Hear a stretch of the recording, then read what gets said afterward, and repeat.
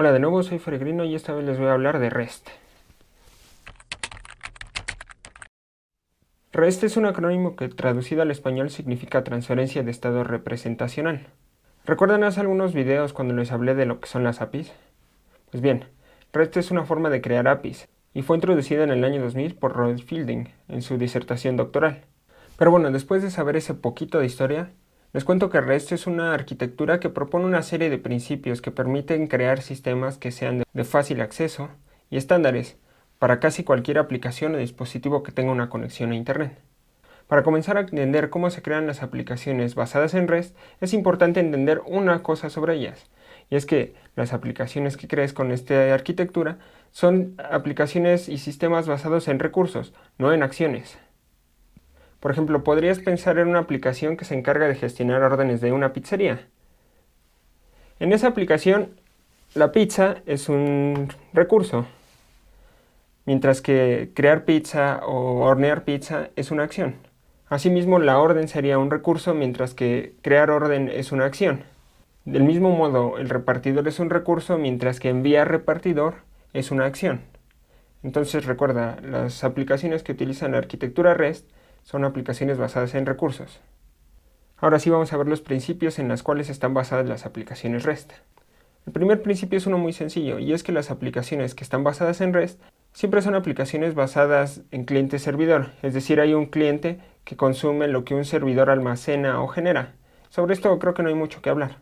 El segundo principio es que las aplicaciones basadas en REST son aplicaciones que no guardan estado, o stateless se le llaman. El hecho de que no guarde estado significa que no almacena información del cliente que se tenga que usar para servir a la aplicación. Esto nos lleva a que toda la información necesaria para hacer que la aplicación del servidor funcione debe provenir del cliente. Como por ejemplo, lo que debe provenir del cliente tal vez sea la autenticación, la información que se quiera almacenar y el tipo de operación que se debe guardar. No es como algunas aplicaciones web en donde se guardan algún tipo de sesión en el servidor, se guarda información ahí temporal para un solo cliente mientras éste está funcionando dentro de la aplicación. No, eso en REST no sucede. Cada petición debe ser autocontenida. El tercer principio de las aplicaciones creadas con REST es que todos los recursos se deben exponer a través de una interfaz uniforme. ¿Qué significa esto? Los recursos en una aplicación REST se exponen a través de URLs o URIs, que son identificadores de recursos universales, como por ejemplo las URLs que pones en el navegador cuando quieres ir a una página web. Siguiendo con la característica de que los sistemas que implementan REST están centrados en recursos, podrías tener, por ejemplo, siguiendo en el ejemplo de las pizzas, podrías tener una URL que sea diagonal órdenes o diagonal pizzería, diagonal pagos, etc. Y recuerda, estas URLs o estas URIs siempre deben hacer referencia a recursos, no a acciones. Por ejemplo, en el caso de la pizzería, esta sería una URI válida, mientras que esta otra no, porque especifica una acción.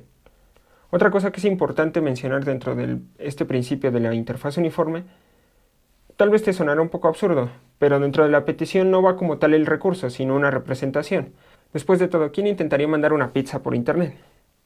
Además de que esta característica de que las aplicaciones REST funcionan con representaciones de recursos nos permite poder recibir cierta cantidad de propiedades sobre un elemento de un dispositivo, mientras que podemos recibir otras de otro, o enviar diferente información a diferente dispositivo, de acuerdo a la lógica de la aplicación. Por ejemplo, estas dos representaciones representan el mismo recurso, sin embargo contienen información diferente, que le va a servir a cada una de las aplicaciones que desarrollemos. Ahora bien, tal vez te estarás preguntando cómo se realizan acciones en una aplicación basada en recursos. Para poder realizar acciones dentro de una aplicación de tipo REST, tenemos que emplear los verbos HTTP. Hay una gran variedad de verbos, pero los que se utilizan son principalmente 4. Tenemos POST para crear nuevos recursos, PUT para modificarlos o actualizarlos, GET para obtenerlos y consultarlos, y DELETE pues para borrarlos. Tal vez estas 4 operaciones te suenen bastante familiar si has trabajado antes con aplicaciones que tienen acceso a datos de tipo CURD, que es Create, Update, Delete. Y es que esa es la idea, que exista un set común de operaciones que se puedan realizar sobre los recursos. A eso se refiere también el principio de interfaz uniforme. Por cierto, no estás obligado a tener que implementar todos estos métodos para cada uno de tus recursos, todo dependerá de la lógica de tu aplicación. Sin embargo, lo que sí estás obligado es a tratar de mapear de alguna manera estos 4 verbos para que realicen las acciones dentro de la lógica de tu aplicación. Y por último, la última cosa que se incluye dentro del principio de interfaz uniforme es la priorización del uso de hipermedia. Hipermedia suena un poco extraño, yo me refiero a ellos como enlaces. Tal vez hayas escuchado el término JTOAS, que en español significa hipermedia como el motor de estado de la aplicación, que no es otra cosa que, al ser el servidor una aplicación sin estado, todo el estado de la aplicación se maneja a través de enlaces o hipermedia. Esto en una aplicación REST significa básicamente que todas las representaciones que regresen del servidor hacia un cliente deben incluir enlaces hacia objetos relacionados con él. Como por ejemplo podríamos tener algo como esto, que tiene un enlace hacia sí mismo, un enlace hacia la forma de pago y el pago, y otro enlace hacia la persona que lo envió. El penúltimo principio de las aplicaciones REST es que son cacheables, cacheables de caché, de almacenamiento. Este almacenamiento tiene que suceder en el cliente, y lo que se cachea son las peticiones que se realizan al servidor. Esto con la finalidad de reducir la carga en el servidor y aumentar la velocidad de respuesta en el cliente. Eso sí, la responsabilidad de establecer si un objeto o cierta petición es cacheable recae totalmente en el servidor, y depende del recurso del que se esté manejando. Por ejemplo, piensa dentro de la misma aplicación de una pizzería que el reporte de ventas se rellena una sola vez al día a la 1 de la mañana. ¿Qué objeto tendría hacer múltiples peticiones a lo largo del día si sabemos que el reporte de ventas se va a actualizar una sola vez al día? Aquí es cuando entra en juego el sistema de cacheo. Eso sí, que un cliente decida o no cachear las peticiones depende totalmente de él. El servidor solamente hace una sugerencia de qué es lo que se tiene que hacer. El último principio de las aplicaciones hechas con REST es que son aplicaciones multicapa.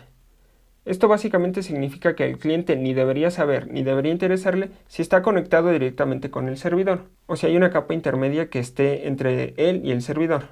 Básicamente esta capa intermedia puede ser cualquier cosa, desde un servidor de aplicaciones, un proxy o un balanceador de carga. La aplicación debe funcionar sin importar qué haya entre el cliente y el servidor.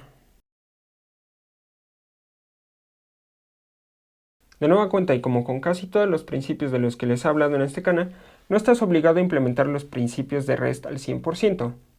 Sin embargo, tal vez tu aplicación esté expuesta a un tercero, y lo ideal sería que si prometes que tienes un servicio RESTful, que RESTful es como se les llama a los servicios que supuestamente cumplen al 100% con los principios de REST, lo cumplas. También lo que debes saber es que en cuanto a formas de obtener información de un servicio a través de Internet, REST no es la única opción.